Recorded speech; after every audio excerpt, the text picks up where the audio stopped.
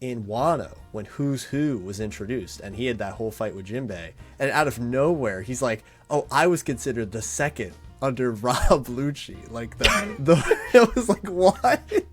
Yeah, Rob Lucci got glazed from Who's Who essentially. The one thing I dislike about Rob Lucci though, it's his goatee. It's his post time skip you're not goatee. rocking with the clock.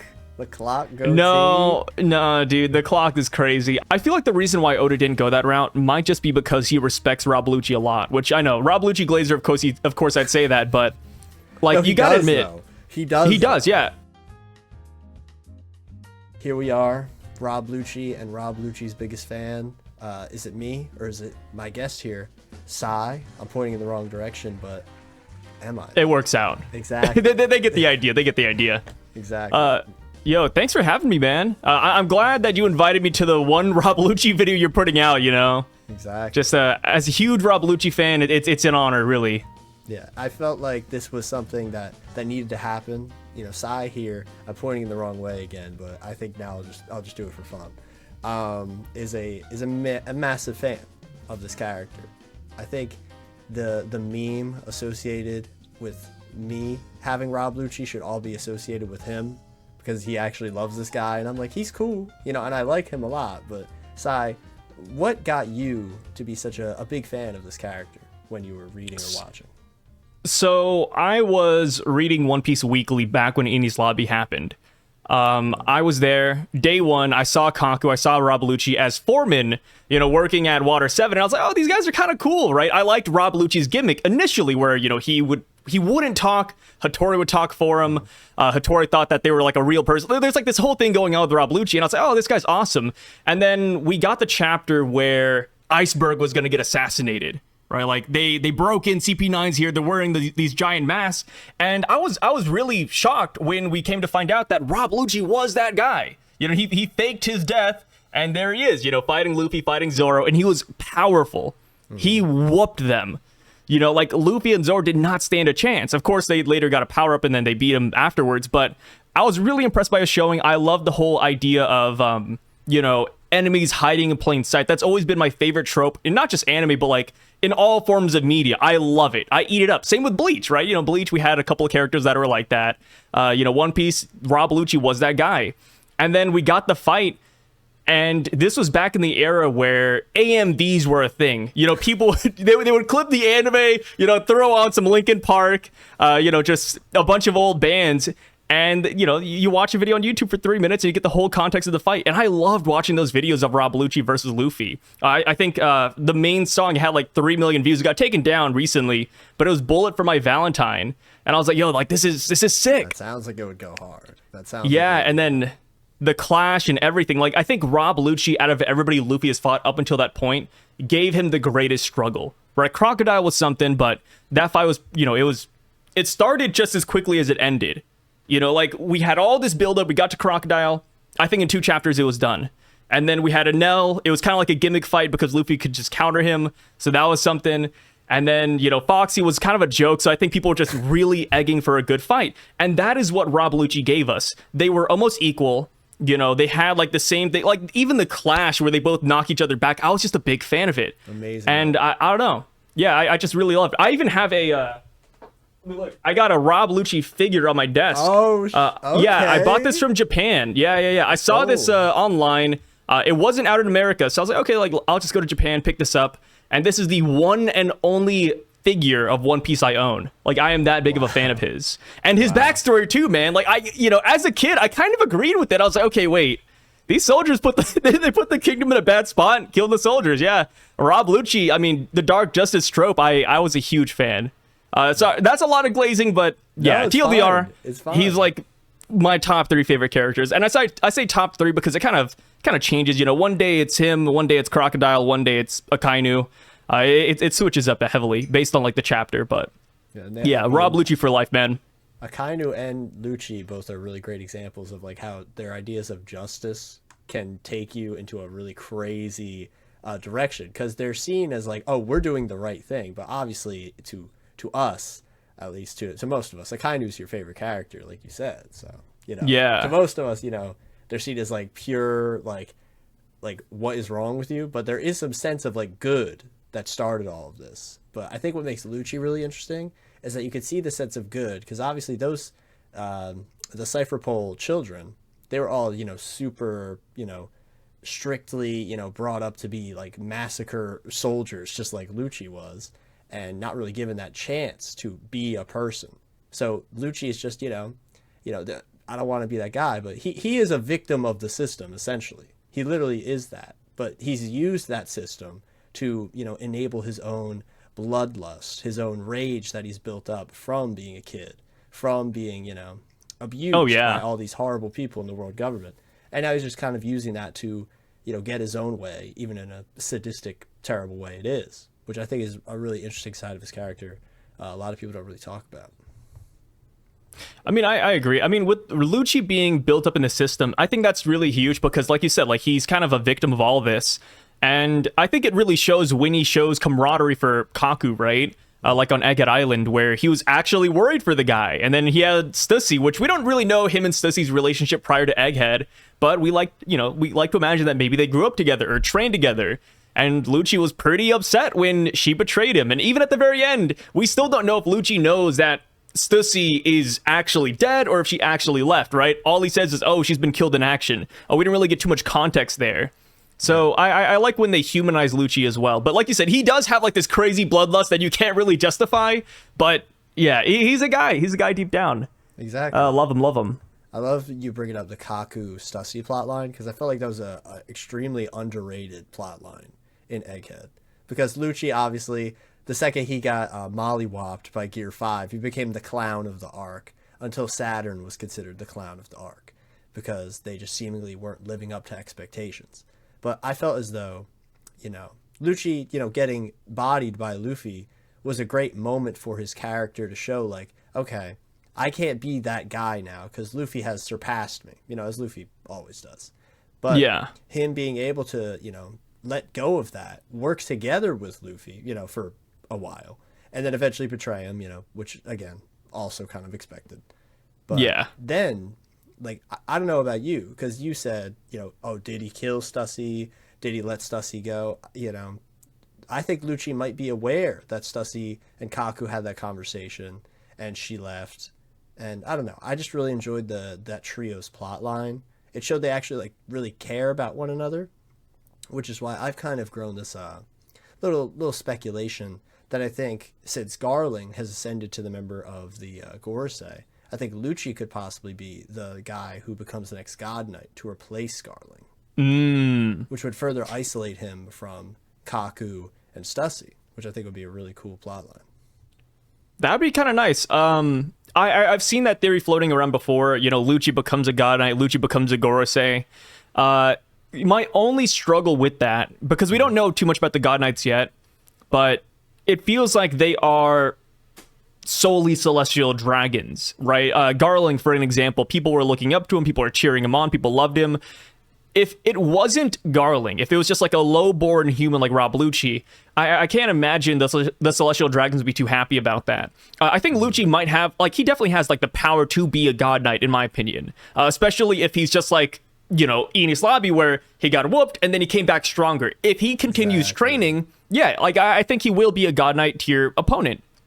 Will he beat Luffy? Probably not, right? Yeah, but... yeah, you can't beat Luffy. You can't beat Zoro. I think next time we see him, Sanji might be able to beat him too, right? That's just kind of how it is. The guys just keep on getting stronger, but Rob Lucci's right there too. But yeah, I just think his birth will not make him a God Knight candidate. I don't think that's available for humans. Okay, that's interesting, because I remember, you know, one of the early theories ever since Whole Cake Island was that a lot of the Cypher Pole agents were those kids that were picked up by Mother Carmel, right? But I've also started hearing that the God Knights have a same kind of motif as those kids, like the kid with the mask, the kid with the long arms was from Elbaf, and now the kid with the long arms. And now this guy with the skull mask, just like how Rodo had that disguise as the sun god, has the long arms as well. So people are speculating that might be that kid. I don't know how I feel about that, like, 100%, because I feel like people are just flip-flopping this Elbaf kids plotline to be the God's Knights to make it seem more relevant. But if the God Knights do show up in Elbaf and Big Mom possibly shows up in Elbaf, I could definitely see that being possible, which would then mean the God Knights could be humans. But this is all speculation, to be fair. Yeah. The Roto chapter where he was wearing the deer skull, that was a really big one. I remember I talked to Morge at the time, and he was like big on the train that could be a God Knight, right? Mm-hmm. I think he was the one. Hopefully I'm not like putting words in his mouth there, but I remember he made a theory about how the God Knights are going to be like relevant in Elbaf. Yeah, and I believe that too. I think here on Elbaf we will get like 1 or 2 God Knights perhaps, but it's hard because like their hands are tied with the dragon, or the revolutionaries with dragon, Blackbeard, and the food shortage. So I don't know if it's too plausible for all of them to come, but I think 1 or 2 at the very least. Outside of that though, the Big Mom one is interesting, right? Because the Roto one, that's cleared up. We know that Roto's one guy, the other guy's another person. So there's no connection there, minus like maybe they have the same hobbies. But the kid we see in Big Mom's flashback that wore that gas mask, that's the exact same one we see at God Valley, like you said. Exactly.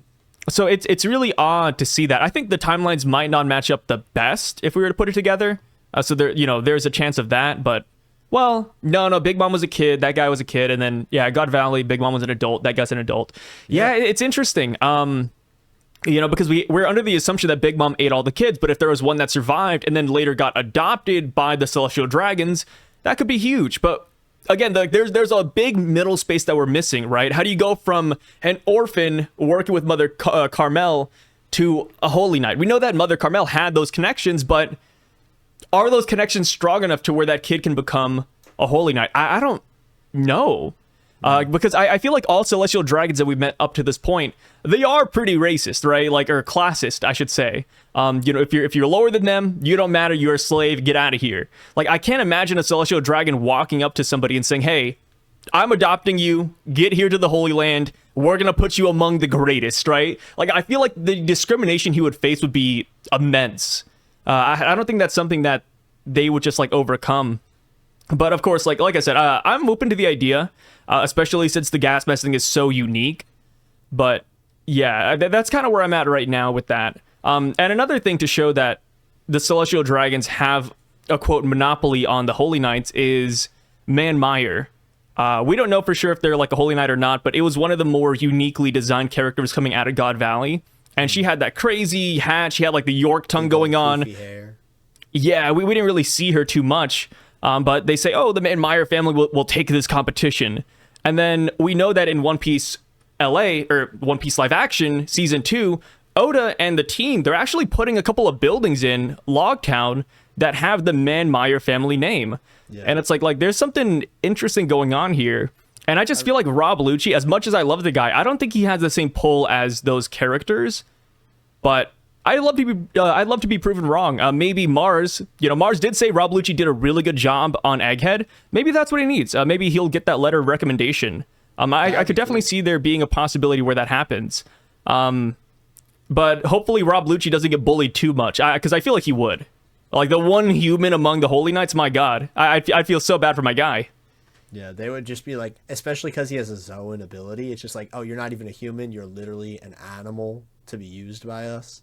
I remember before the awakening was revealed, I assumed 100% he would have an awakening, but it would be a forced Zoan awakening, like the Impel Down creatures. And they would essentially make him into a monster because he lost to Luffy. And I thought that would have been a really cool plot line. But it's even cooler that he was able to awaken because his like bloodlust matched up so perfectly with, obviously a predatory animal. I really enjoyed that through line, and it like even having characters like Kaku awaken, which obviously giraffes, they might not be the most dangerous animals, but the fact he shared the will of the giraffe, and I think that's pretty powerful stuff right there. It's kind of crazy, yeah. Awakened giraffe. Like I saw Rob Lucci being awakened. I was like, okay, that could be a thing. Kaku, I kind of joked about, but I was like, wait, like would that make sense? But yeah, he is an awakened giraffe. It kind of makes me wonder, like, since the rest of CP9 are also CP0 agents now too, I wonder if Jabra will have an awakening. Ooh. I feel like he should, right? Because he was like right below Kaku in terms of like power levels back at Ini's lobby. I think he was like 10 lower Doriki than Kaku. So yeah, I could totally see Jabra having an awakening alongside all of them. But outside of that, though, Rob Lucci having a forced awakening.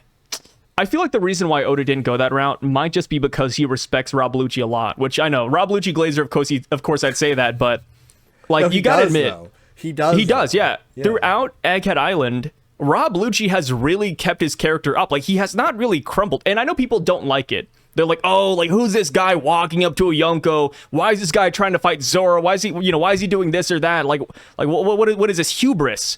But I think that's what makes characters like Rob Lucci so great, because he doesn't back down.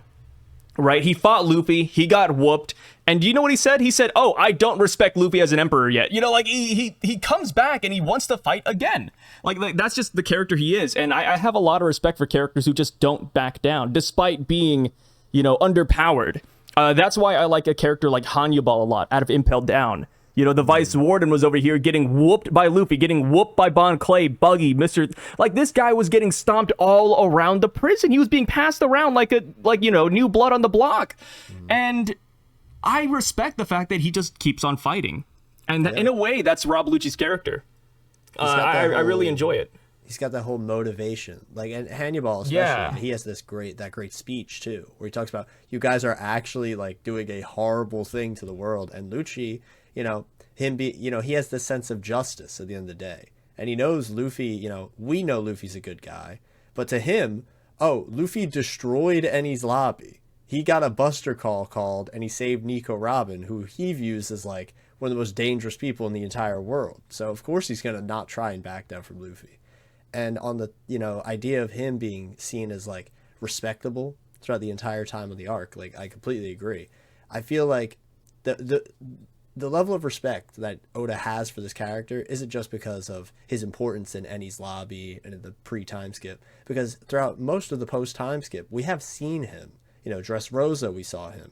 In Punk Hazard, he was watching the TV screens. And obviously in the Reverie, he was a major character in that arc as well.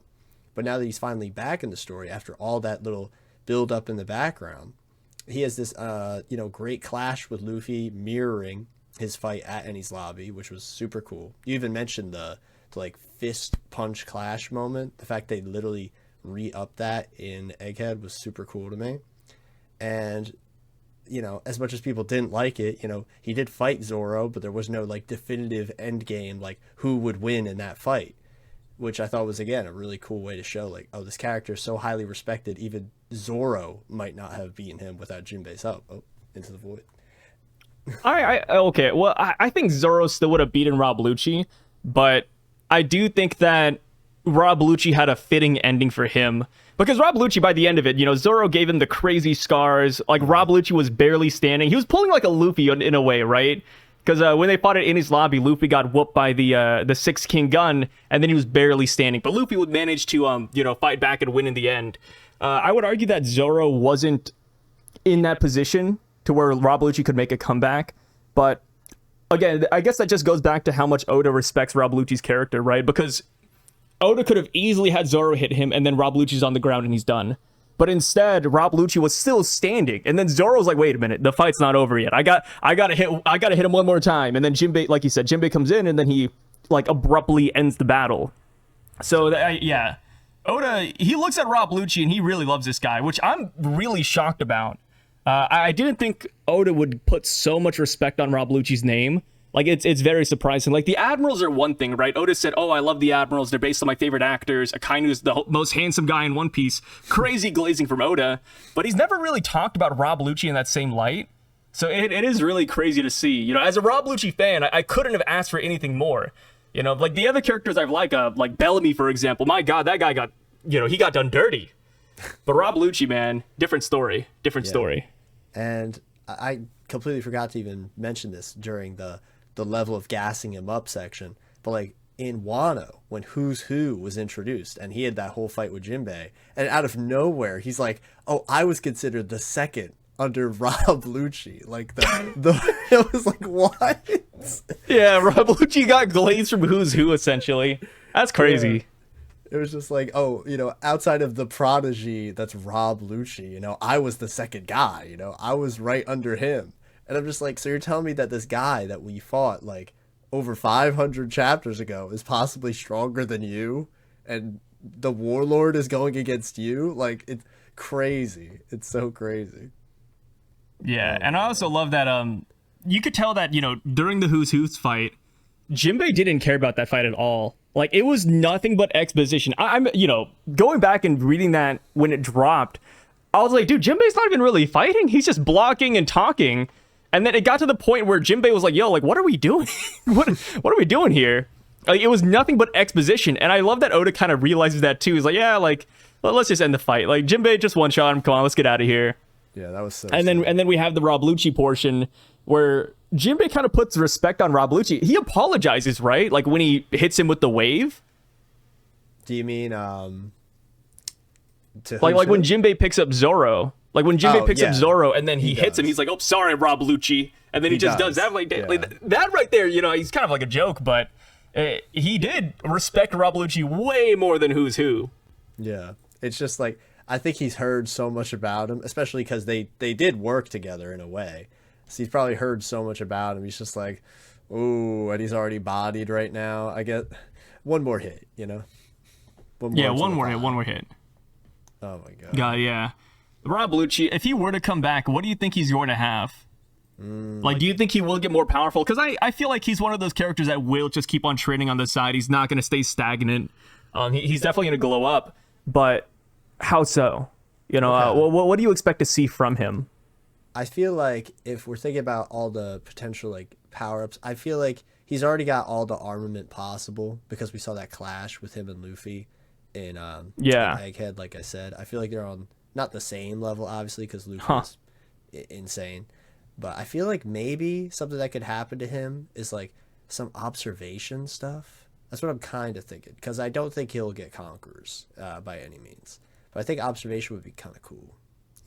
Yeah, like future sight. Yeah, because he's like, I'm not strong enough to beat you.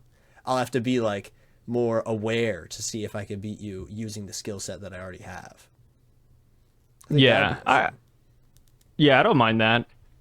Just really good observation hockey. I could even see him having his own type of hockey entirely.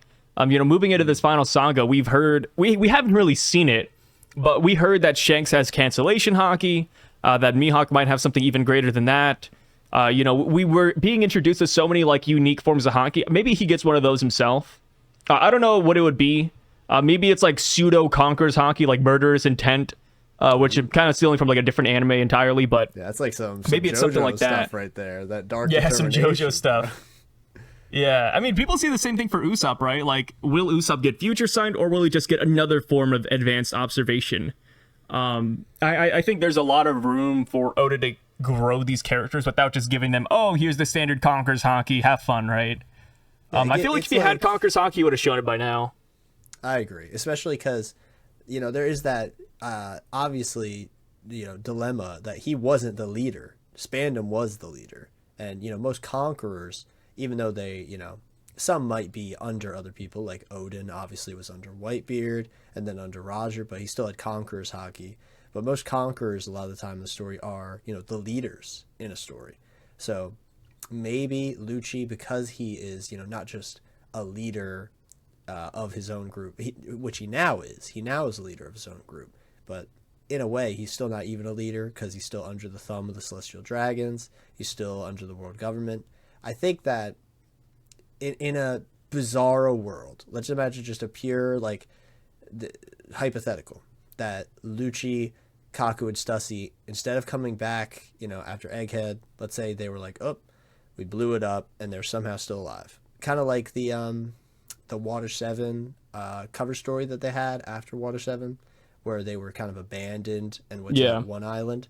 Let's say that was something that happened after Egghead as well. I think then Lucci would possibly develop his own conquerors because he's not under the world government anymore.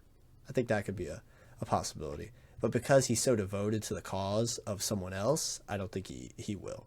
But that is kind of antithetical to the admirals, though, because they're under the cause of someone else, but they have conquerors. So that is interesting.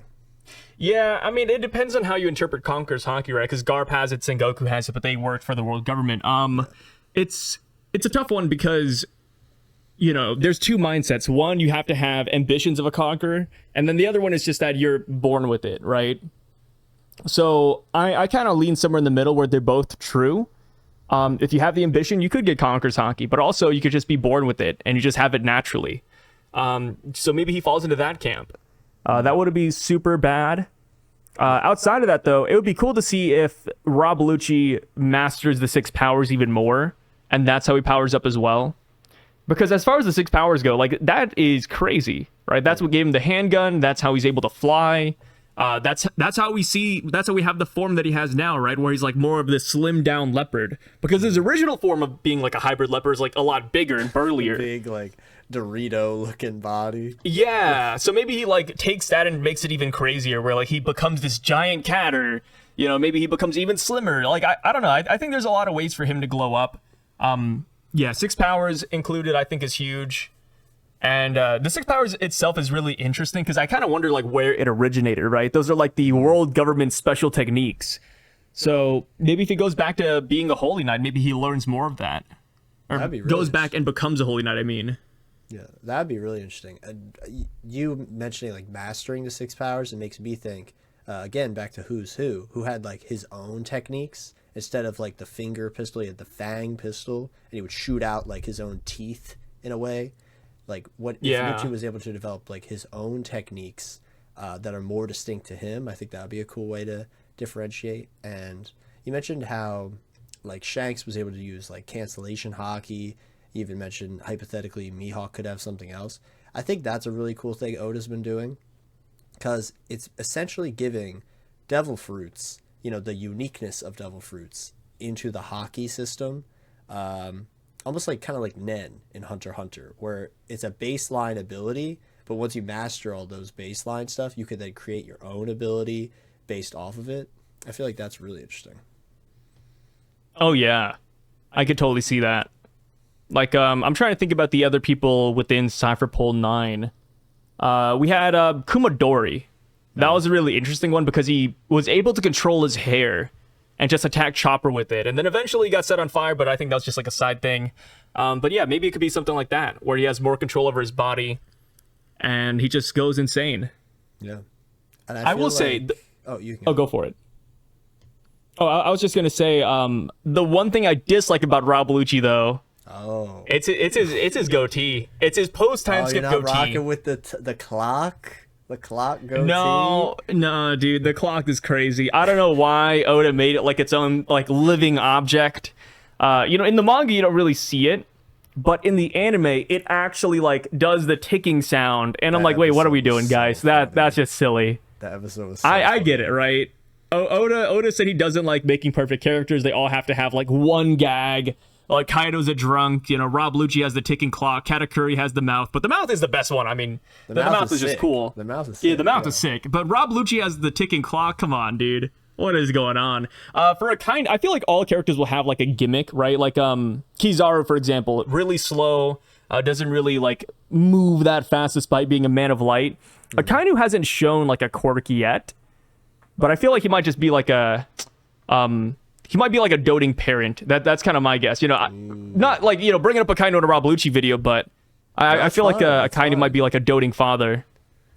I think when it comes to like Hibari. I think that'd be cool. But the one thing that makes me kind of worried about that with Akainu, because at least with all the other admirals, especially Fujitora, he has so many gags. Like the funny faces he pulls, and like I missed on the gambling, Yeah. But with Akainu, I feel like Oda holds him to like the highest level of any One Piece character, because like even characters who are literally like legendary, like Roger and Whitebeard, they're filled with gags, all the time. Like Whitebeard's like dumb haircut under the bandana being his mustache, or Roger just being super funny all the time.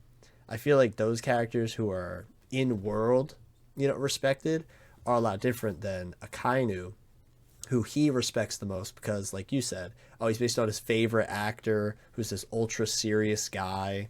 And I feel like Oda doesn't really want to alter that image in the reader's minds too Yeah. much, because he's such a threat. Because obviously he's the guy who killed Ace, and he's meant to be a very threatening character. If you even like make him the slightest bit like fun, I feel like that would eliminate a lot of the air of just horror that this character is meant to represent. So maybe That's have you ever fair. That's seen fair. have you ever seen the second Spider-Verse movie? Have you ever seen that movie? I have not. All right. So in that movie, there's this one character who I think is actually pretty similar to Akainu. And the joke in that movie is that, there's a bajillion Spider-Man, but this one guy is the one Spider-Man who's not funny. Maybe Akainu will be like, oh, this is the One Piece character who's not like a gag or not funny. Yeah. That in itself would be, what makes him unique.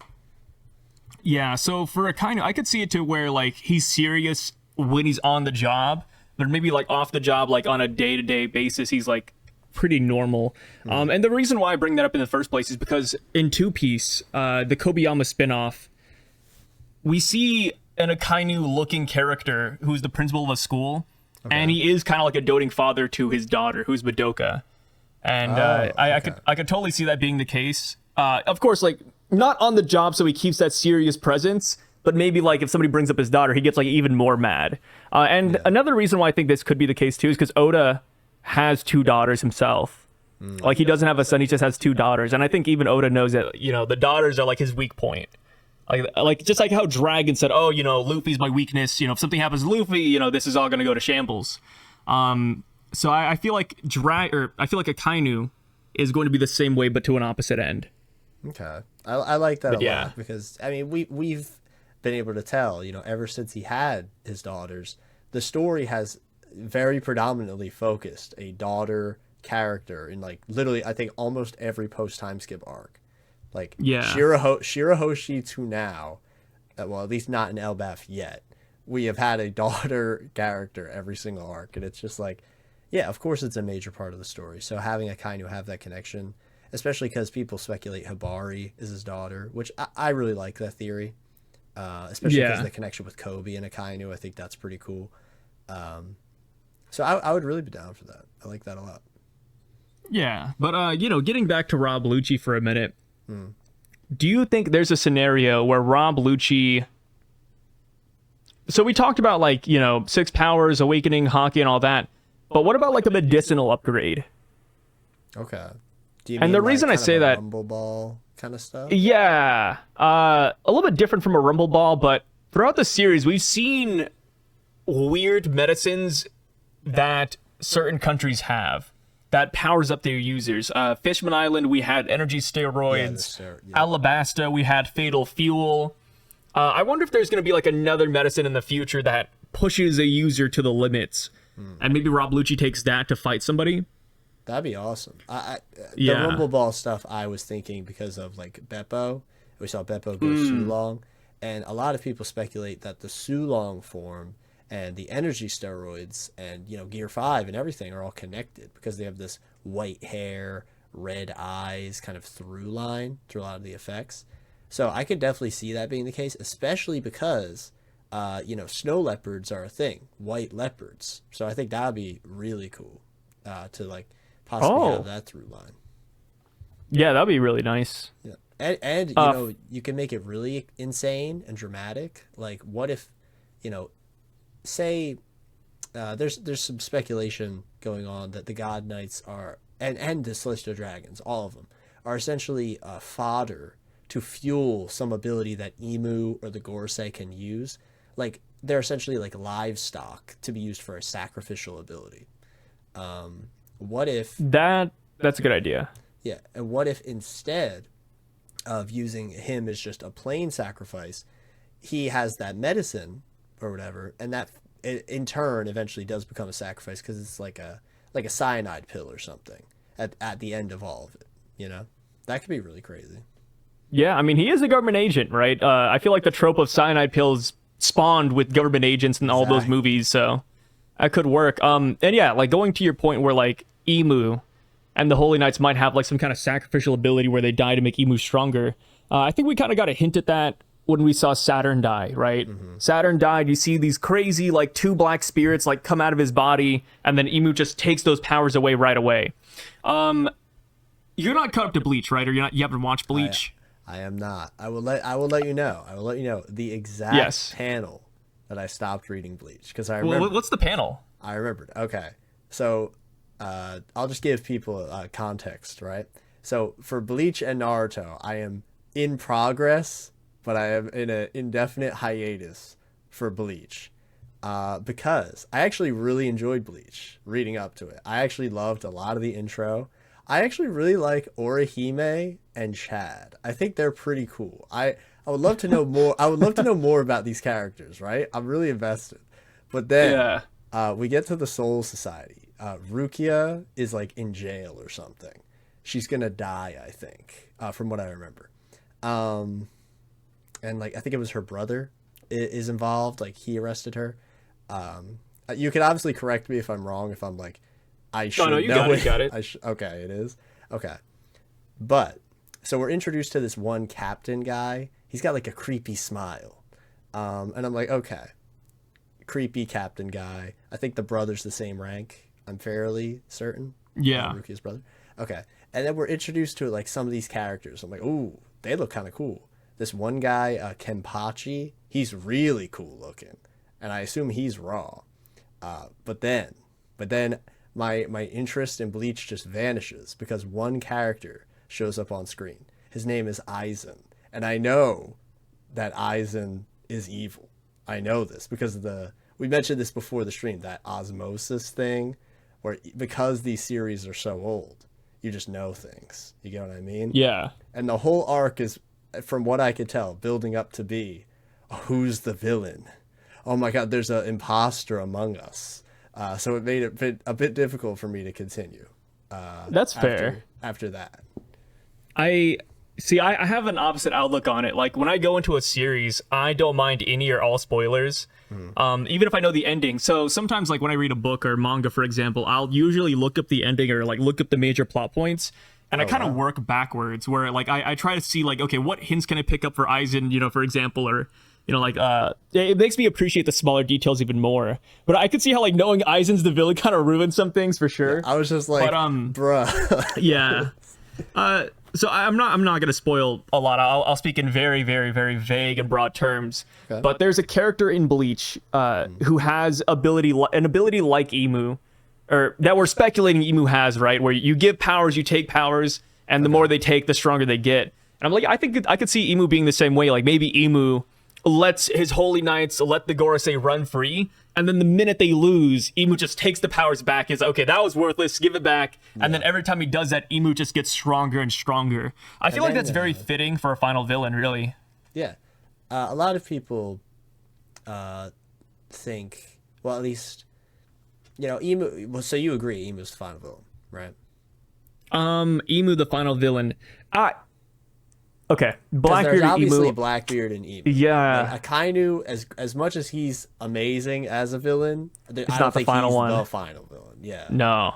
I don't even know if we'll fight Akainu. I feel like that might be like a dragon Sabo, Garp thing. dragon. Sabo, yeah. I definitely see Dragon fighting Akainu in the future because they grew up around the same time, same age. They were both part of the Marines. I feel like there's something there. And then plus we have the whole thing where during Marineford, Akainu's had like this crazy hard on for Dragon, like Dragon son. Like he didn't call him Luffy once. He just said Dragon son. Yeah. Give me Dragons. give me him right now. Yeah. So it's like I could definitely see that being a battle, or either a battle or a team up, because they have very opposing ideologies when it comes to justice. Like I don't think Akainu is genuinely a bad guy. Lucci, he kind of teeter-tatters on it because he's bloodlusted. Half the time he just wants to kill people. So Lucci's a hard one to talk about. But when it comes to Akainu, like Akainu does have some justifications. He does think that he's doing things the, quote, right way. He doesn't like it when the world government manipulates the newspapers and the Marines look bad, right? He tries to save face. Like he doesn't seem like an inherently evil character, right? It's more so like twisted justice. So Dragon saying, hey, there's no justice within the Marines, I could totally see there being a scenario where Dragon beats Akainu, and then he says, hey, Aibo partner, come with me and I'll show you the right way. I could totally see that being a thing. Is that headcanon? Yeah, crazy headcanon, but I think that would be really fun, right? Two partners from a long time ago teaming up one last time. Yeah. Give me that dragon and Akainu stuff. But maybe go for it. It would happen if both of them see Emu, because a lot of people also speculate Dragon is going to see Emu, possibly fight Emu, possibly die fighting Emu, and then maybe that's the wake up call Akainu needs, because Akainu he drank the Kool-Aid a lot. Like, he is going to ride or die for the Marines regardless, unless he sees something. And obviously a lot of people have speculated the same kind of arc with Smoker leaving the Marines, especially after the law stuff in Punk Hazard. Yeah. And possibly the connection with Sword. So I don't know. I think it'd be interesting if Akainu had that plot line as well. But back to the Emu stuff when it comes to him, giving and taking the powers, which I really like that, because we assume that Garling is going to get some sort of monstrous form as well, because Saturn had one and then had it taken away. Do you think Garling is going to get like a distinct monstrous form? And if that's the case, can Emu give anyone any kind of demon form? And possibly, do you think Emu has like the devil fruit, like the devil fruit, giving devils to people? Or do you think it's something else? Real quick, if you're enjoying this video so far and want to see more of it, please consider subscribing. This is the first video in a series I want to try out, so any support would be greatly appreciated. So for context, we actually got Lucci live, but we're back. Sai, you were last talking about the possibility of Emu giving people forms and Garling having his own form. What do you think? What do you think his form could possibly be, if you have an idea? Yeah, so I've been a huge proprietor that Garling will get a werewolf form, like a mythical werewolf. People are saying it could even be like a Fenrir type form. I think that's pretty cool too. So that's kind of where I'm at right now. I don't think he's going to share the same form as Saturn. I feel like that'd be a little bit redundant. We kind of saw what that could do and couldn't do, and I don't think it fit Garling's character, to be honest. I think we really ought to see him as like this giant spider yokai. And as far as like the transformations go, we're not limited to just yokais as well, because we saw that we had a Hyoki, right? Warkudi was this giant Chinese mythological boar. So right there, we already break the yokai thematic. And then we had Jupiter, and he was a sandworm, which, people kind of argue like, oh, is it a Mongolian death worm? But I personally think it's a sandworm. They're two very different creatures, right? Sandworm, Mongolian death worm, not exactly the same thing. So it does seem like we're tapping into like more Western cryptids now. Yes. So I think there is a chance that Garling could be a Nordic monster. I don't think that'd be super far-fetched. And beyond that, I think that maybe he even had a form all along. I think the Holy Knights all might have their own transformations already. I don't think it's going to be a Gorsei exclusive thing, because back in God Valley, Garling was a Holy Knight. There were other Holy Knights there as well. And we know that he was able to clash among the best. I forgot what it was. I think it was the 10 questions that Oda answered. It's either that one or it's the SBS questions. But Oda said that there's a reason for Garling's strength. Somebody asked, how strong is Garling? He said, oh, there's a reason why he's so strong. So it kind of debunks the whole, oh, Garling's a fraud or Garling didn't do anything. No, Oda's already talked about the fact that he might have something up his sleeves. And I think that something up his sleeves is a transformation. That's kind of where I'm leaning towards right now. I really like that idea. The one thing I'm kind of like iffy on is because obviously Film Red confirmed, at least to a lot of people, that Shanks and Garling are related. But since Oda hasn't fully explicitly said that in the manga, do you think that could possibly be what he's kind of alluding to? Because, Shanks could obviously be related to this guy. Shanks is one of the top 5 probably in the whole story. If you're thinking about like realistically. So maybe that's what he's referring to. But regardless, I do think the transformation idea is really cool, because it would make a lot of the God Knights significantly more intriguing to me if they all had some crazy cool form outside of, just being strong, because that would give them a very distinct identity.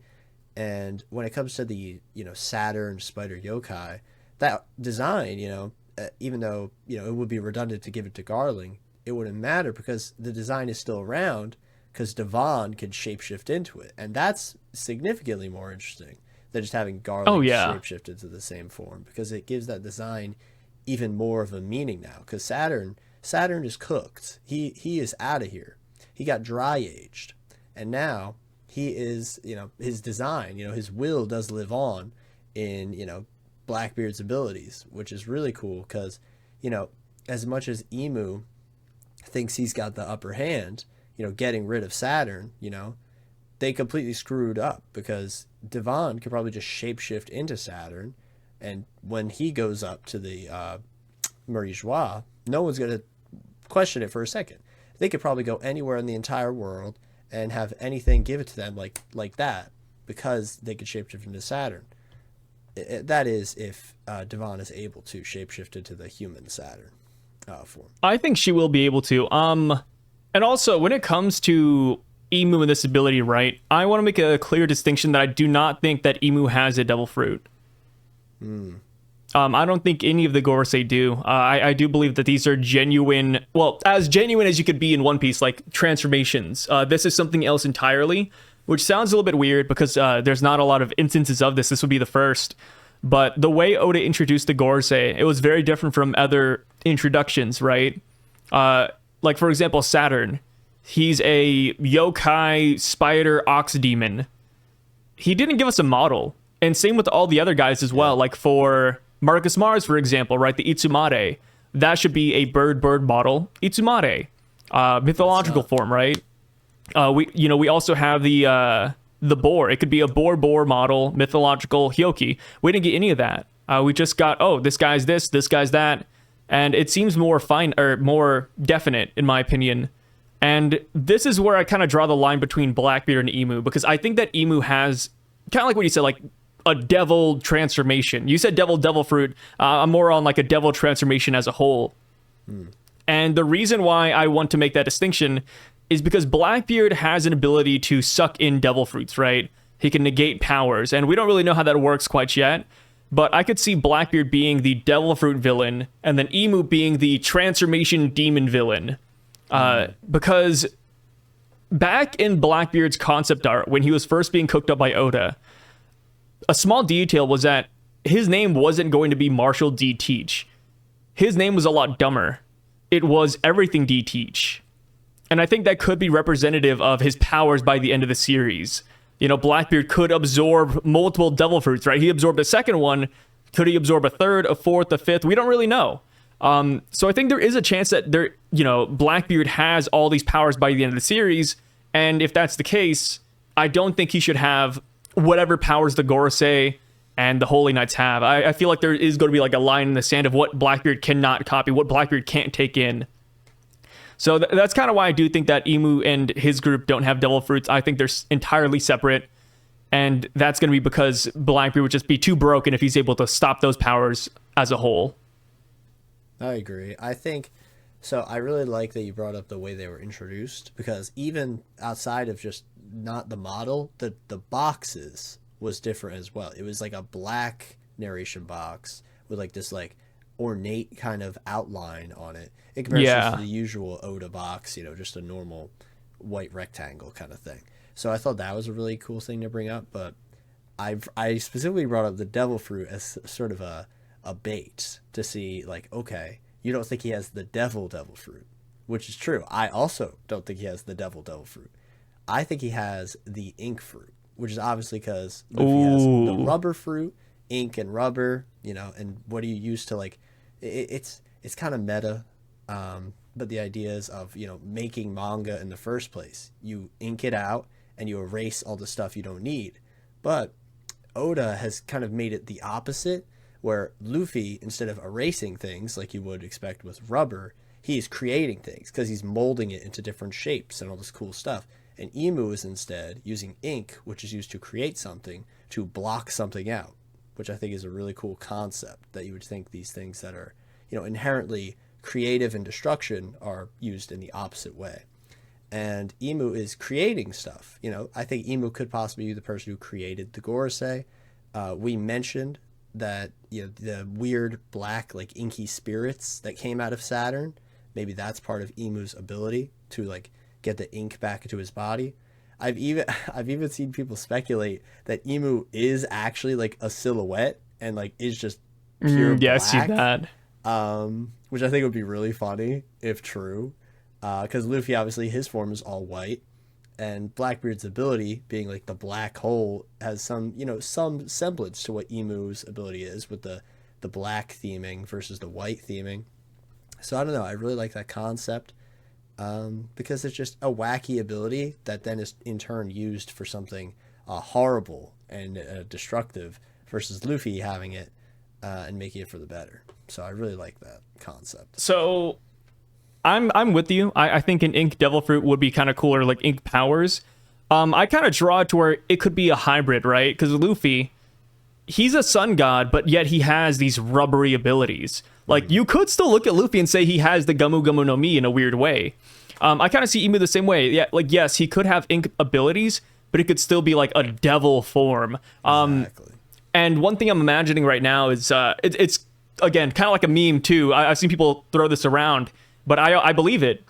But in the final fight, I could totally see Luffy attacking Emu, and they're fighting through the manga panels. They're breaking that fourth wall. They're breaking the borders of the manga.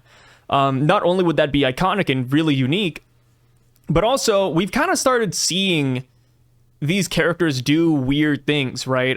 For one example, we saw Karasu back at the Reverie. He had a very distinctive panel where he did Obelisut, and it was one of his attacks where his hands were going crazy, and it actually went past the panel. Like, it broke through it. And I was like, oh, wait a minute. Like, if Oda's already doing this, like, maybe it'll get even crazier when we fight Emu. Or maybe he'll, like, lean more into, like, this, quote, fourth wall break. It doesn't have to, like, entirely break the fourth wall, and Luffy's like, hey, guys, like, I'm gonna fight Emu now. Like, it doesn't have to be like that. But more so just, like, Luffy punches him, and then Oda does it stylistically where you could see, like, a manga panel break the same part where like a wall would break, and then they go to the next scenario. I could totally see that happening, and then of course it would make sense in the anime. It wouldn't be like too dimension breaking.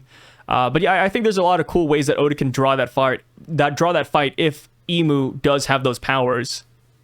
Yeah, I just think there's so much potential with it, and obviously with Luffy, he's always been a super funny character, but now with G5 like really taking on the cartoony aspect to like the max possible, with him doing like a Flintstones run and like having the cartoonish like smoke out the ears. I think it's definitely possible for him to go like even further with this gag. So yeah, I completely agree. I think that'd be a really fun concept, and like you said, it would just be iconic. Like one idea I think is really possible is that Emu, like I said, with the ink ability, could be able to shapeshift in a way. Just like how the Gorosei are able to have these forms, I think Emu could possibly be able to shapeshift. And this is like really kind of meta, but I like the concept. I think Emu could possibly shapeshift to use the weapons of different villains that Luffy has already faced, kind of really showcasing the journey that he's been on since the beginning of the story. Like, how crazy would it be if Emu out of nowhere, just in like maybe a few panels, just has like saw shark nose or something as like a callback to Arlong, or possibly is able to shapeshift into having like crocodiles like La Spada like arms or something cool like that. It's kind of like a villain in a video game, like for a final boss. It's like, like Mega Man or something. It's like, remember all those abilities? Use them all now, and you got to find your way to beat this guy. I think that could be pretty cool. I like that. And yeah, when I think about Emu, if I had to visualize what it'd be like, I do imagine the Cuphead devil. I don't know if you played Cuphead. Yeah. But he's able to like shapeshift a little bit. He turns into a dragon. He has like a giant head. He can, change his form at will.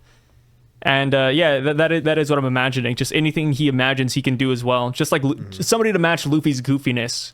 Exactly. And it reminds me of what Oda said at the beginning of Gear 5th, right?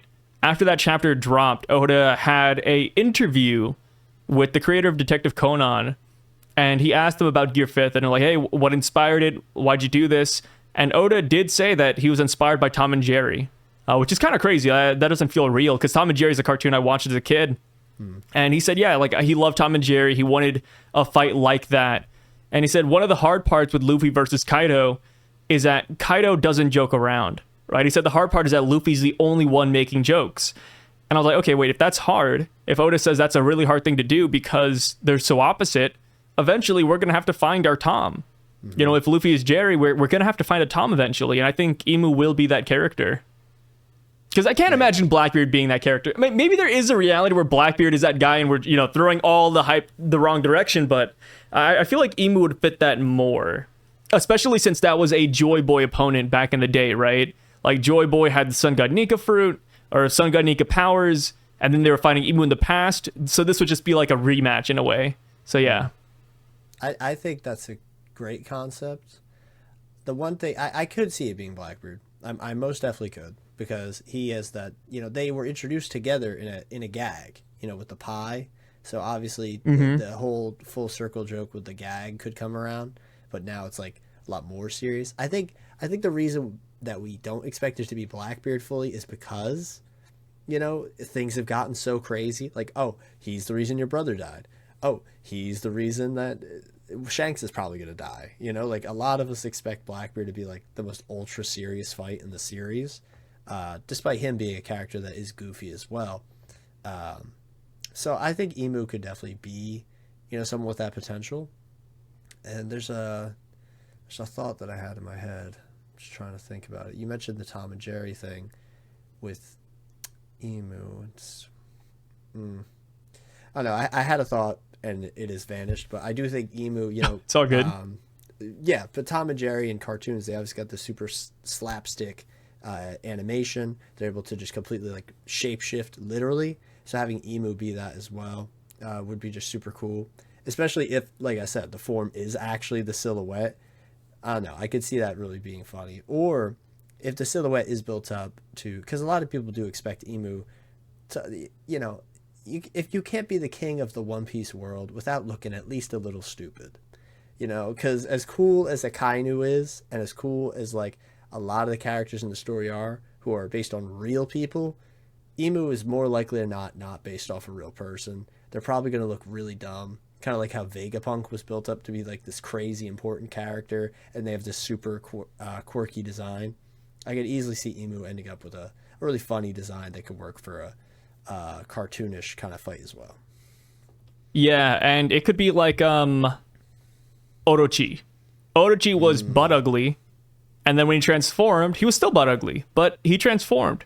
I kind of see Imu in the same way, where maybe he looks butt ugly right now, but when they transform, maybe it's like not like Orochi, where like they look different, right? They look cooler. Like you see a villain, you fight them, they're unsuspecting, and then they turn into their final demon form. That's kind of what I'm imagining. Like a Janemba in Dragon Ball. They have a very like goofy form, and then it's like a locking in form. Dude, like love Boo, Janemba, you know? man. Boo's probably a good God one as well. Yeah. Yeah, Boo's another good one. I'd say Boo always looks good. Did Janemba say anything until they transformed? Or no, did they even say anything? Janemba doesn't say a single thing. Yeah, exactly. No, I still play Dragon Ball games all the time. I'm a heavy spender on Dokkan Battle, and Janemba just screams ka ka ka like that. That's all it is. That's all it is. Yeah, he's just too cool.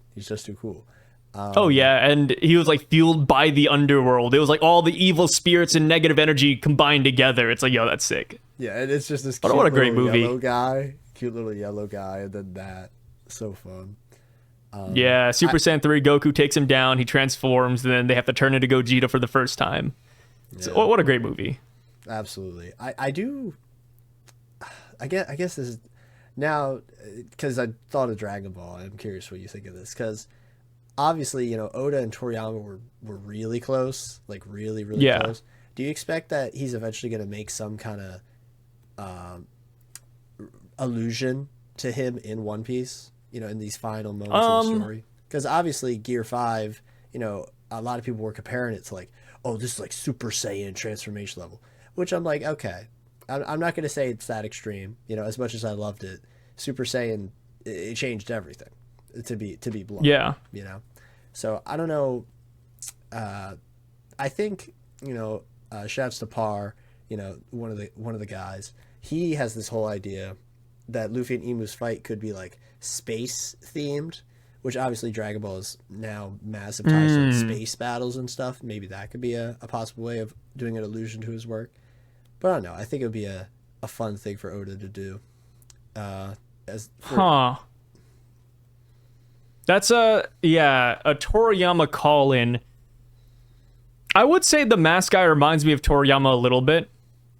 But the Mask Guy was made well before Toriyama passed away to call it like an homage. And the reason I say Mask Guy is because when Toriyama has like his persona, whenever he's doing like questions or just throwing it in the manga, he has like a guy in a gas mask. Yeah. So that's like maybe that's related to the Holy Night. It's like Oda's fish. Like Oda's fish. But that was before Toriyama passed. So I don't know. I feel like he will, because like even for Naruto, right? Like Naruto had a cover page where Naruto and Luffy, or I think it was Naruto and Nami even. Oh no, Nami was the waiter. Yeah, Naruto and Luffy were eating ramen together, but they like hid Naruto's face. So maybe we could get something like that later on, where like it's a cover page, or it could be like the finale of One Piece, where at the end of Naruto there was like a little symbol of the Straw Hats logo on the Hokage face. So maybe we get something like that. But as far as like an actual tie-in where like, they go Super Saiyan or something akin to it, it could be a gag. We did see Nami like have like the flames up, and she was like using quote Conqueror's Haki on Luffy when he's in the cage. Yeah. Maybe it's something like that where Luffy's like gagging it up and he's fighting Emu and he's like, hey, let me just power up for a minute, and he just does something like that just to meme around. I don't think that'd be that bad. And also one thing to keep in mind is that I believe it's like maybe Wukong, but there is some sort of monkey comic in One Piece. Really? So, yeah. There was an SBS, I think around like volume 50-ish, where Oda was listing out all the different comic strips in the world of One Piece. There was one called Sora, War of the Sky, which we know later was like... One that was based off a Kainu. Yeah. It was like Red Yeah, Dog there was one of a Kainu that was called Red Dog, and it's like, okay. And I think there's also a monkey one. And there's like a Pokemon spinoff too. And if there's a monkey one, it's definitely like Sun Wukong related. So it's like, hey, Sun Wukong, Goku, Dragon Ball, like maybe he could do it. I think it would fit well in verse. Yeah, and a lot of people speculate that Nami and her abilities are based off of Sun Wukong as well, with the pole and Zeus now being the cloud. So I could see that possibly being a way to tie stuff in as well. Oh yeah, 100%. And it's funny because like, even Kaido, when he was fighting Luffy, he mentioned comics too. Like, hey, like you're something out of a comic book. So it's like it could all tie together. Eventually we have to read a full Big News Morgan's newspaper. I would love that. Yeah, I need to see maybe just like on the side. A real life World Economic Journal. Like that would go crazy. People do not understand. Like, I don't know. I feel like the newspaper elements of One Piece are so just fulfilling because it makes the world feel so alive. And it's just like, Big Mom and Kaido taken down, but then Chopper sees Doctorine at the Reverie and it just cuts out the newspaper. Like, I love stuff like that. It's so charming. Yeah. My favorite chapters in One Piece are when we cut away from the Straw Hats and just have fun with like side characters or like random events, interactions. And also I have it right here. There's Sora, Warrior of the Sea. There's Fire Dog - Red Dog. There's Pokemon. There's Monkey Ball and Maruko-san. And Monkey Ball was the one I'm thinking of. And you can actually see it's a Sun Wukong monkey because they have the circlet. And they have an axe and they're riding a cloud. There we go. They're riding like their Nimbus cloud. I do think, like, I know all the, like what you were saying, all the chapters where we like go away, like every time they hit, every single time. And it kind of like what I was saying about Emu's abilities being a reference to the journey so far. Those chapters to me are like the most resonating. Like, look how alive this world is. Like, oh look, we're seeing Iceberg again. Oh look, we're seeing Kaya again. I love little things like that because it shows. Yeah. Like, it's not just our main characters we're following. It's a whole world that that we've lived in, for such a long time in the story. Yeah, and speaking of which, like, who would you want to go back to now? Like who would make you the most excited to see? Oh, It that's doesn't have to make difficult. sense, by the way. It doesn't have to like tie into the story. It doesn't have to tie into Elbaf. Just who would you like to see? Well, I do think I do. So this is like, first off, this is pure speculation. But for like, let's say we're not having a Yamato cover story thing because that's been going on forever. I think Yeah. a cover story that's going to happen soon-ish is probably a Frankie cover page because of Frankie's actor leaving the role. I think that'll possibly be one. Like maybe Frankie Bon Clay on a cover page will possibly be something in the future. But I would love to see Bon Clay. Would love them because I've missed them dearly. But my biggest like we need to see this character by far is Arlong. The fact that we haven't seen Arlong since like chapter 100 something is actually crazy. And I mean like in the present time. Because of course we saw Arlong in the flashback, but we have literally zero idea where Arlong is. And that's why I've grown this like theory where I believe that Arlong is a slave at Marie Joie because he's been so MIA. I'm like, Oda has to be saving him for something just unreal, you know? And the way that Oh, yeah. Arlong would like mock some of the people with the Sun Pirates, like, oh, well, I know I wasn't a slave, but I don't know if you guys were. Like, come on. That's got to be built up for at least, you know, something. And the way he was mocking Koala, I really feel like that's the end game for his character. And then for him to be saved by Luffy, it would just be too funny. And then possibly seeing Nami and Jinbei working together, that would just be so good. No, that'd be my favorite. Nami working with Arlong. Well, maybe not like Nami, but like a Jinbei at least, right? Like a brother attack. That's always been one of my favorites.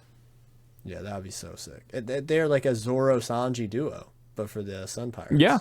Like back in the day, they were. And you know, will Arlong have a change of heart? Maybe, or maybe he'll start to distinguish that, like, hey, these humans aren't the same as these humans, right? Like celestial dragons, humans. Like maybe, you know, maybe I got to pick a side here.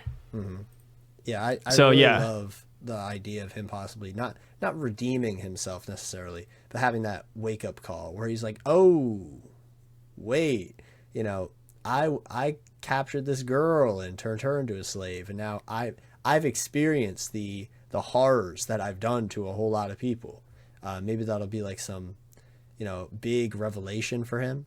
I think that could be Yeah, like cool. I'm perpetuating the cycle, really. Exactly.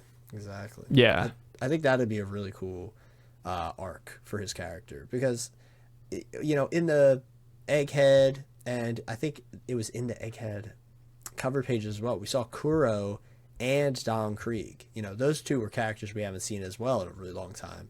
But we didn't see Arlong outside of a East Blue villain, you know, kind of thing they did for the Netflix show. But literally, like I said, we haven't seen him in like over 1,000 chapters, and it's crazy. Like this is one of the most important villains in the story if we're thinking about the emotional like resonance that our main characters have. So I feel like him coming back is inevitable. But how about yourself? Who do you think your character would be? I would say, I mean, it goes back to the beginning of the video. I would love to see Rob Lucci again. Rob Lucci and just CP0. I want to see them hanging out, just doing their thing. I would love an update to, you know, see where his story goes. And it's hard because I don't want to pick like an obvious one like Cross Guild, right? I would love Cross Guild. I would love Impel Down and all of them. But I do think Rob Lucci would be among my favorites. Just to see like how, because Rob Lucci, he lives at Marie Joie, right? Like, so if we got a Rob Lucci, like, it doesn't have to be like a cover page story or like a cover page, like just like half a chapter or like a quarter of a chapter. We'd get an update at Marie Joie. We'd see what Blackbeard is planning because obviously he was going to do something with the ships going to Marie Joie. You know, we could see some Revolutionary Army stuff, or we could even see how Garling is now operating the Holy Knights, or maybe we even see the Holy Knights. Maybe they little bro him. You know, they're like, hey, Rob Lucci, you failed, man. Like, you're a loser. You know, you got to do something. Like, we'll take your spot. So I think there's a lot you can get out of him and just characters who are centered around the world government at this time. So I think that is where I'd like to go. And also just to clear up this Stussy thing, Like, does he know about Stussy? Does he not know? Also, like, how does he feel because his best friend is the one who let her go? I think there's a lot of potential there. Yeah, I definitely agree. I didn't think about him returning to Marie Joie like immediately, but it makes a lot of sense because when we cut back to, Vivi escaping, that was a major thing that happened, and they messed up because Vivi's dad, died. That's probably their next assignment, realistically. Find Vivi, kill Vivi. That's a pretty huge thing that they kind of fumbled. So that's probably going to be the thing they're sent out to do next. If not the God Knights going after Vivi, I could definitely see them being the ones. Actually, like, hypothetical scene in my head right now. Lucci, Kaku, they return to Marie Joie. They hear the God Knights are mobilizing, and Lucci's like beat up and whatever, and he's about to go back to barracks, whatever their barracks equivalent would be. And they're like, "No, you're coming with us," and something like that. Like, that'd be crazy. Yeah, we'll show you how it's done. We'll show you how true men fight, Rob Lucci. Yeah, something like that. Yeah, that would be good. And then it's hard because, like, for Akainu, this is gonna sound crazy. Like, Akainu, I could see him being like a good character by the end. He changed his ways. Maybe he retires. He just does his thing. But for Rob Lucci, is there a happy ending for him? Is there an ending where he's still in power? An ending where he's, quote, on our side? Or no, do you think he's always going to be the same character? He's going to go down with the ship? Because Akainu, I don't think he's going to go down with the ship, right? Akainu leads the Marines. Marines are already kind of seeing that the world government is kind of corrupt, right? We saw they killed Doberman in front of their eyes. There's conspiracy theories left and right. There's even, Salmon on Twitter and a bunch of other Japanese translators. They say that the way Akainu talked to the Gorosei, it is the rudest manner of speech we've ever seen in the series. So we could tell that Akainu doesn't exactly like the world government. He's only doing it because that's the structure. So, you could make arguments that Akainu will betray or Akainu will do something different. But for Rob Lucci, this guy kind of likes him. Like, Rob Lucci does kind of like the world government. Like, he's not the same as Akainu. Yeah, they enable him to do the things he wants to do, but he just gives up that freedom. And I think Akainu is the opposite. I think this way of thinking is really interesting because these two characters, they do care about the world in some way, but they only care if they get what they want. Akainu does not usually get what he wants at all from the world government. Yeah. And he tries really hard, but he's behind the desk all the time. And Lucci is the opposite. He's like, oh, they're sending you out to kill someone again? Fine by me, just another Tuesday. And he's loving it. He's loving life. And it's really interesting because my idea was that Akainu would be the one who would never betray. And Lucci, given the opportunity, because you said, is there an outcome where he's a good guy, essentially? I think the outcome definitely would have been if they, because he had the scene with, I think it was Mars, the bird, Gorosei. Yeah. And Mars was like, oh, well, if Kaku is dead, that's just an insect that was in the way. That was a crazy scene for me in Egghead. And that to me was one of the best signs of Lucci, growing as a person. Like, he genuinely cared about Kaku and Stussy. He wanted to be alive, which, not to say that's something I didn't expect, but I just definitely didn't expect it in the moment, especially because he was so locked in on stopping Luffy. And so him having that little pause of like, oh wait, there are people outside of this that I care about was really compelling to me. So I see a world for him where if he is able to break out of the system, essentially, he could be happy. But at the moment, especially if he does become a God Knight, I think he's like too deep in. Yeah, he's definitely gonna need to find like a new lease. Which if Marcus Mars killed Kaku, I feel like that would be Lucci's turning point. Yeah. But since Kaku's A-okay, it's like, okay, like he's just gonna do his own thing again. He's gonna be a bad guy. So yeah, no real developments on that front yet. Which it's crazy to think about how many characters we have to meet and how many characters need their stories wrapped up by the end of the series. Because Oda's been putting out that timeline, man. He says, oh, like 4 years, 5 years, we'll be done really soon. But we're nowhere close to being done yet. Like, we got so much left. And it's funny because he said, One Piece will be done in 5 years, 5 years ago. Like, we're already here. So technically, One Piece should end in the next couple of chapters, but his timelines are awful, dude. And somebody asked him, I think it was like last Jump Festa, like how close are we to ending? And even Oda himself said, yeah, I don't want to give a guess because I'm just bad at it. Like he literally just bowed out. He's like, yeah, you know what? I'm just not gonna try. That's funny. Yeah, it's pretty funny. I like it. 5 years. I feel like because just a running gag. The way that Oda's kind of been pacing the story over the past few years, it's been like 30-ish chapters every year because of breaks and other stuff like that. But it's really interesting because, Elbaf just started. First off, do you think Elbaf's going to be a necessarily long arc? Like, how long do you think it'll be?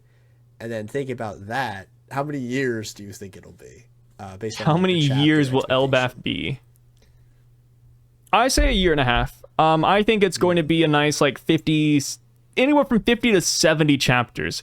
I feel like with how long we've taken to get here, I don't think we're going to leave anytime soon. But that's hard because like there's no villain, right? For Egghead, there was a villain from the get-go. There was a villain, there was a traitor, there was all these side plots. So if I were just nix like a main villain right now, then yeah, I think it'll be like maybe 50 chapters.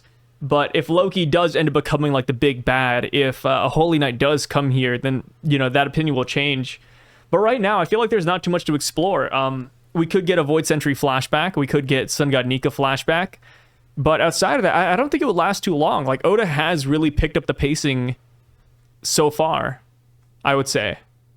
Yeah, I definitely agree. I feel like Egghead was an arc that had almost breakneck pacing a lot of the time, where it's like there are so many things happening. Like, I distinctly remember, because Lucci returning and Saturn, to me, and Kizaru, obviously, I was like, okay, this is already crazy. Like, and Saturn was a demon. And I was like, oh my god, if Saturn's like the weakest one, all the other Gorosei got to be crazy when they show up. And then the fact they literally showed up like 20 chapters later, I was like, oh my god. Like, to me, I truly think that was one of the craziest chapters in post time skip, without a doubt. All the Gorosei and that double page spread of all their forms. Like, 100%. That type of stuff. I remember reading it. I'm like, this is fan fiction. This is not something we should be seeing right now. And it was kind of a ringing bell, like, oh, the One Piece end is coming. It is coming eventually. Like, we're seeing these guys, especially Saturn dying. That was a surreal moment that kind of showed to me, like, the final saga is here. People are going to die. Things are going to change. And it'll keep going, No, I completely agree. Like, when it comes to this final saga, like, I really hope Oda doesn't pull any punches. I do want to see more characters like kick the bucket, but I don't think any of the Straw Hats will. Because it goes back to what Oda said in a really old magazine interview, where he said that the reason why he doesn't like killing characters, two reasons, it's kind of like double-edged, but one reason is because there's so many characters that people love and enjoy that he doesn't want to take that away from people. And the other reason being that he wants them all to show up for one big party or one big feast at the very end.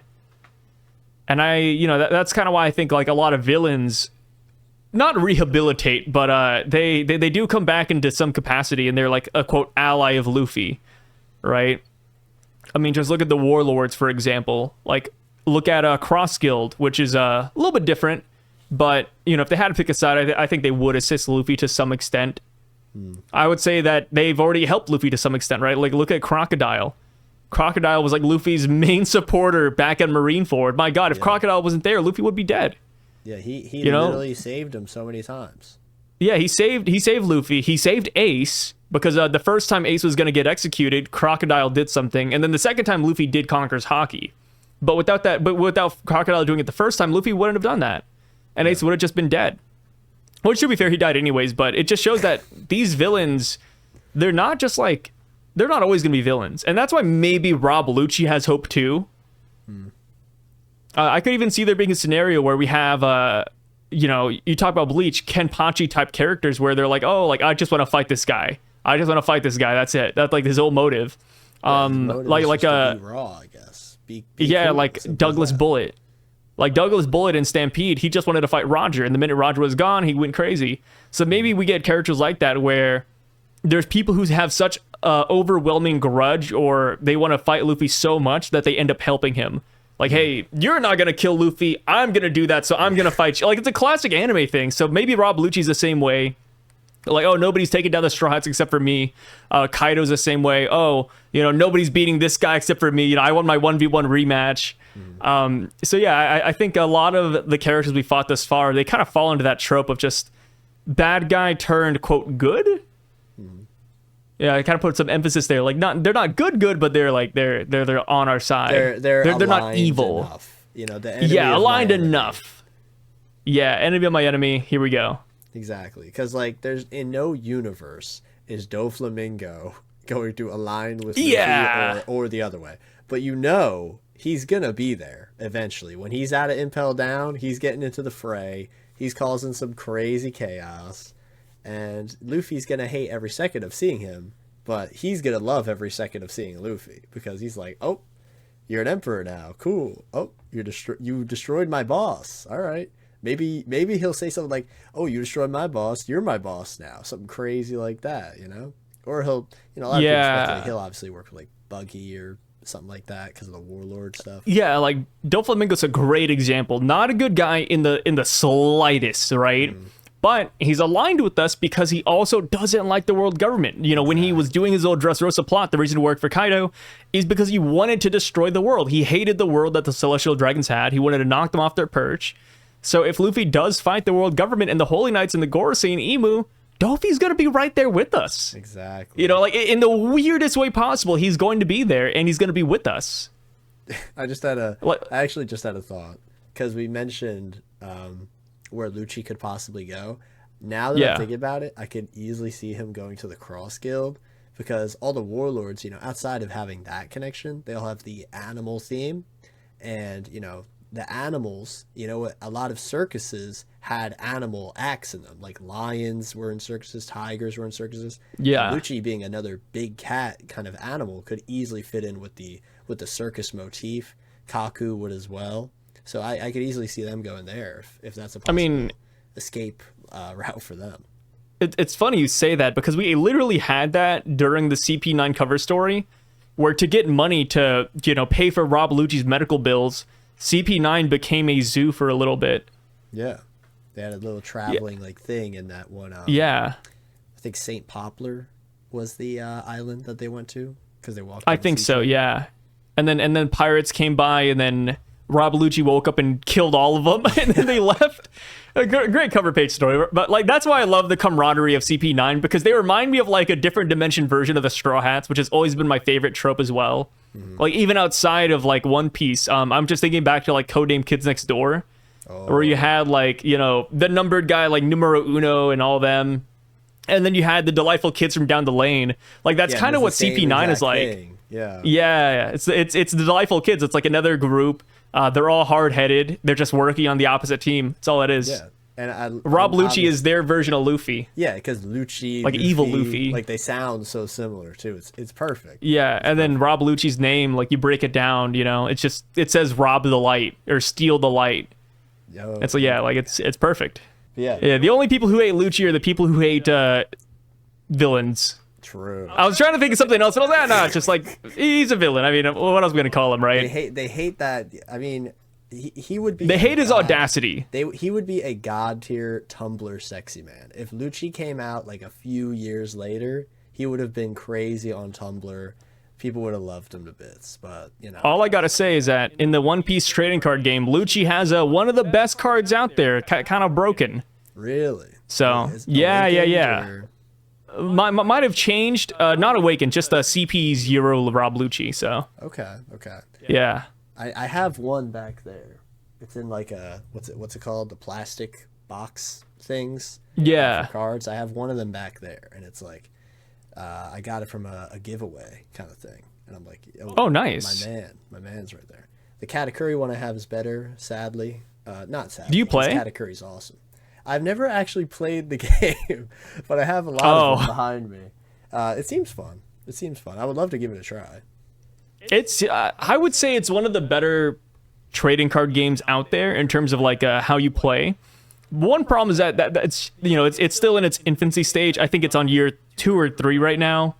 So give it like 20 years like Yu-Gi-Oh, and then maybe it's gonna get just as toxic. But yeah, well, we'll see. I'm a big Yu-Gi-Oh guy too. I love trading card games, man. Yeah, I'm a sucker. Yu-Gi-Oh in the background. You got 2 like cards in the back. Yeah, I got big old cards. I wanted more for like the background. I might get more later on too because I'm moving pretty soon. So you might see like a whole wall of Yu-Gi-Oh cards by the end of it. That'd be cool. They're not good cards though, by the way. People look at that and they're like, "Oh crap! Like he's got some great Yu-Gi-Oh cards." Like, no, they're awful. They're based on like one of the worst ones out there. These guys suck. Never been in meta, but they look cool. Yeah, that's always the best part. Like my guy, Hungry Burger. I know he's probably terrible, but he's one of my favorite Yu-Gi-Oh cards. Oh, he's not bad, really. Well, he's not good, but he does have. So in 2022. Konami decided to give Hungry Burger an entire archetype. Called Novels. Yeah, so it's like it's Italian themed restaurant now. So the idea is that you summon Hungry Burger, and when you summon him and you have like the quote chef card on the field, Hungry Burger will send all of your opponent's cards to the grave now. It's a great. Yeah, it's really dastardly because there's not a lot of ways to get around it, but it is a very interruptible combo, and it's not like super consistent. So he's not good, but if they give it more support, I could see Hungry Burger unironically becoming a staple. In situations. Yeah, in an ideal situation, your opponent doesn't interrupt you and you have all your cards. Hungry Burger is phenomenal, but that is very rare. It's inevitable. Yeah. Yeah, give Novels more support. Konami, if you're watching this video, please do it. I want to play him again. I got all the URs on Master Duel. I got the cards in real life. Please, just make him great. Make him great. That's sick though. I didn't know Hungry Burger had the come up of the century. That's pretty cool to know. Yeah, I'm here for the Yu-Gi-Oh lore. I'm a big Yu-Gi-Oh guy. Yeah, I always wanted to watch the bike show. That looked sick when I was a kid. Oh, I just finished it the other day. 5Ds. Really? Good show. It's one of the better ones in my opinion. Okay. Yeah, I always wanted to check that out. I know there was a game too. It was like a racing game, but it had car. I was like, how does that even work? But it seems cool. It's so dumb. I would ignore it, honestly. Like, yeah, the motorcycles are so pointless. It's really just a plot convenience. Like, oh, I'm losing. Well, the motorcycles have a special mechanic where I can pull out a spell card. It's like, okay, cool. It's so goofy. Oh my god, Call of the Haunted's about to come out, and the ghosts are gonna grab the other motorcycle. Oh no.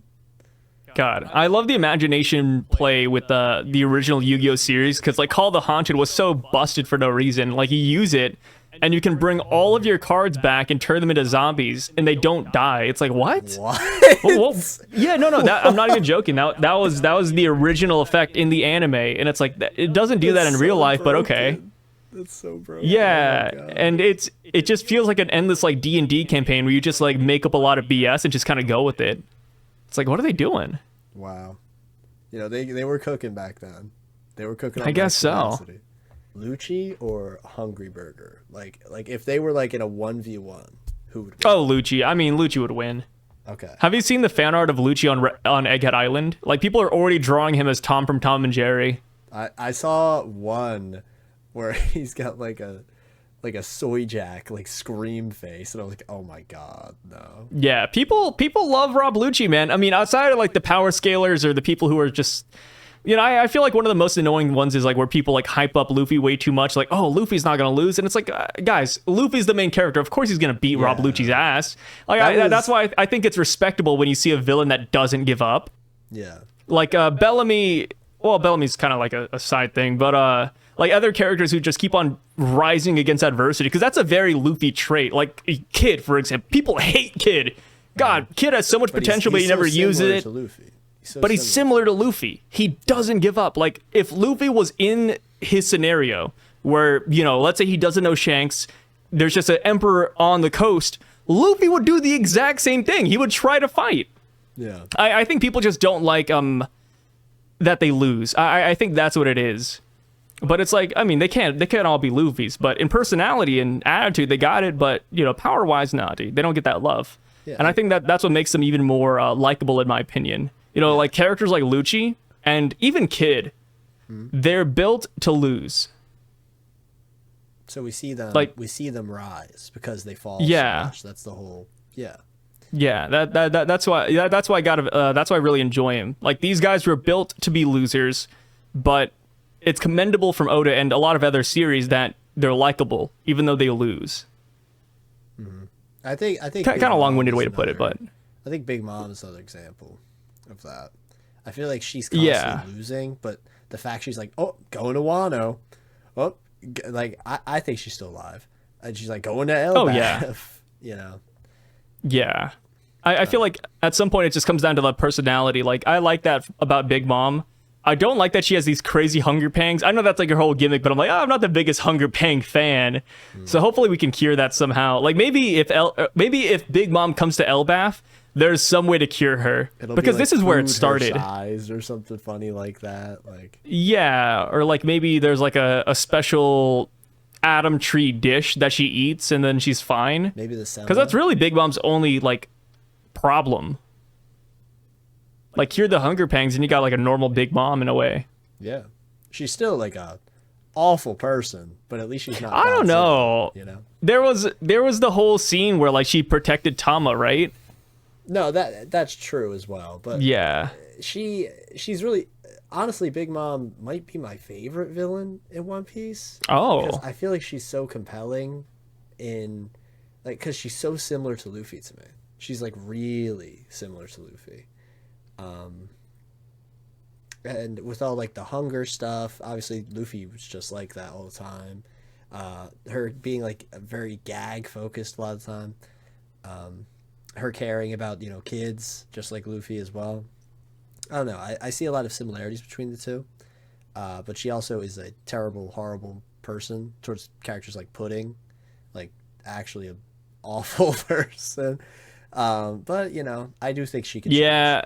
She called Pudding's eye ugly, but to be fair, that third eye, man. No, that wasn't it. It was like the, oh, I'll use you. They'll think you're disgusting. Like, she uses her kids. Yeah. Like, kind of like A prop. Yeah, props of like herself, even instead of being people. That's the one thing where I'm like, oh, that's kind of weird. Like, the kids aren't homies, Big Mom, and even then, some of your homies left you. Yeah. So, I don't know. Yeah. I don't know. I think it's because I had like a silly upbringing, but I look at characters like Big Mom and Judge. I'm like, they're not the worst. Like, it could be kind of, people were talking about how Judge is like the worst dad. I'm like, I don't know, man. Judge is just pushing his kids a little bit, you know. He just wanted them to be a triathlon athletes. That's all it is. Yeah, it's like he's like the equivalent of like the John Fury. He's like, look, okay, you're gonna get punched to crap, but you're gonna be a great boxer. Like, I swear, you're gonna be one of the best. Here's boxers. the thing, Judge was only bad to Sanji. Like, dude, yeah, exactly. I mean, like EGG, DG, Yonji, Rage. I mean, they had good lives. I'll admit. They did. You know, those guys are having fun. Just be unemotional, and you're in. You're in the clear, you know. I mean, you don't even like. Even if you had emotions, you just had to be strong. Like, Sanji was just over here feeding rats. Sanji was over here, not wanting to practice with a sword, and he got hit and beaten. Like, my God, dude. If Sanji was an emotional wreck but powerful, I think Judge would have a very different outlook on his kids. I agree. Because even by the end of it, like, Judge came to the realization that maybe no emotions is not the right way to go. Yeah. Like, when he was at the tea party, he started busting up crying. He's like, what are these monsters next to me? Like, they're laughing. Yeah. That was crazy. Yeah, if Sanji had emotions as a kid, I think Judge would have switched up a little bit. Exactly. If anything, I blame Sanji for Judge's abusement. Oh my God. Okay, I'm kidding. I'm kidding about that, but it's a good meme. It's a good meme. It is. It is. So he's not on your list of the worst One Piece parents. Like, would he even rank? I mean, so I know my opinions are really bad. They're not the general consensus, so I would rank Judge among the worst dads and parents in One Piece because I know that's what the general populace believes. Oh, but it's not your true feelings on the matter. Like, yeah, but I mean, that's the thing though, right? Like, I know where people are at with certain topics, and I respect it. I feel like even like, for example, like me and you, we like Rob Lucci. If somebody hates Rob Lucci even after this video or coming into it, I think that's very valid. Exactly. Yeah. We like him. I'm not here to for change the- opinions. We like him for the grayness. We like him for the well, it's not really grayness. It's he's awful. He's a awful Yeah. person, but we see potential, you know? Yeah. We see potential, and that's what matters. And you know, outside of even the potential, we think him in himself, like as he's been written so far, is still compelling enough. And one last thing to end it off. Yeah, we what's kind up? of skipped over it, but you mentioned the backstory. I also really liked his backstory. I feel like I mentioned it a bit earlier with him being sort of a victim of the system thing. But I thought like the way, like even as a kid, he got not manipulated, but somewhat like brainwashed to be like, yeah, all these guys, they all gotta go. And it was a great feat of like strength. As you know, as a kid, it was a great feat of strength, and just a way to show like he's already this like twisted at this young of an age. I thought that was one of the more compelling scenes of his character. And I don't know how you feel about it, but I feel like a lot of One Piece fans now expect like crazy backstories for like every villain. And to me, I feel like if a villain can be imposing and menacing and represent something even without the backstory, I feel like that's fine. You know, I don't really need, Oh, yeah. people can just be bad people. As simple as that. They don't need the tragic backstory. Yeah, and for Rob Lucci, I just thought it was really tough that as a kid he took cannonballs to the back, and that's how he got his back scar. Yeah. And it makes like the world government logo. It's like, yo, that's sick, so man. sick. Yeah, how can I hate it? How can I hate it? Yeah. It's just so he severely, like I said, I don't want to say underrated because he's not really underrated. I will say overhated though. I think he's definitely Yeah, overhated's a good way to overhated. put it. I want to give a major shout out to my guy Sai. Let me point the right way this time. No. Let me point the right way this time. There we go. Make sure to check him out. Description's down below. And not only do you have Sai, you have many channels. I'm actually a big fan of your channel, Sai Duck. Heavily Oh, I appreciate it, brother. underrated channel. He played mouthwashing. Goated game. So check that out. I play everything under the sun, really. But you guys don't have to check me out. You guys should stay here with Kev Dog. You know, subscribe to him. Like I said, great conversation. Thanks for having me on again, man. Not a I really problem. appreciate it. Yeah, I saw Lucci was the topic, and I'm like, I know who to call. And I rang Yeah, him up, and it was like,